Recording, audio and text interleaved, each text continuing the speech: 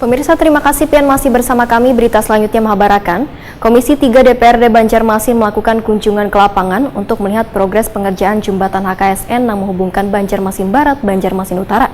Alasan kunjungan ini lantaran adendum perpanjangan waktu pengerjaan jembatan HKSN selawas 50 hari akan berakhir pada hari Jumat 11 Februari 2022. Komisi 3 DPRD Banjarmasin melakukan kunjungan lapangan untuk melihat progres pengerjaan jembatan HKSN yang menghubungkan Banjarmasin Barat, Banjarmasin Utara jelang tengah hari Kamis 10 Februari 2022. Alasan kunjungan ini lantaran adendum perpanjangan waktu pengerjaan jembatan HKSN selawas 50 hari akan berakhir pada hari Jumat 11 Februari 2022. Kunjungan ke lapangan ini pun didampingi dari Dinas PUPR Banjarmasin.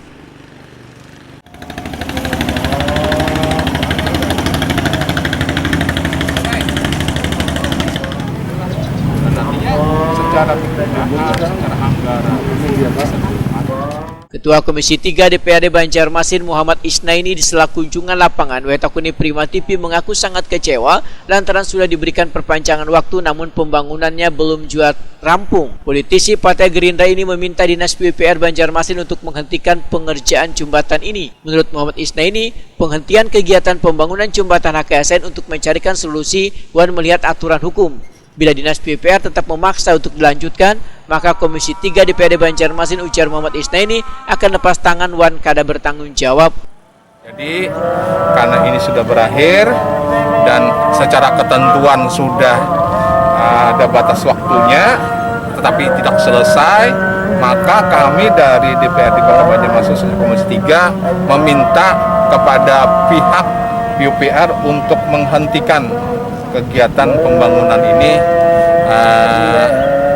sambil kita melihat pada aturan-aturan yang nantinya seperti apa seperti itu, karena kami takut kalau ini nanti bisa berimplikasi hukum, sedangkan kami juga sudah memaksimalkan pengawasan dan hari ini kita sudah melihat secara langsung dan sudah dipastikan tidak akan selesai dalam konteks besok itu batas waktu dari perjanjian adendum yang dibuat oleh pihak PUPR dengan pihak kontraktor.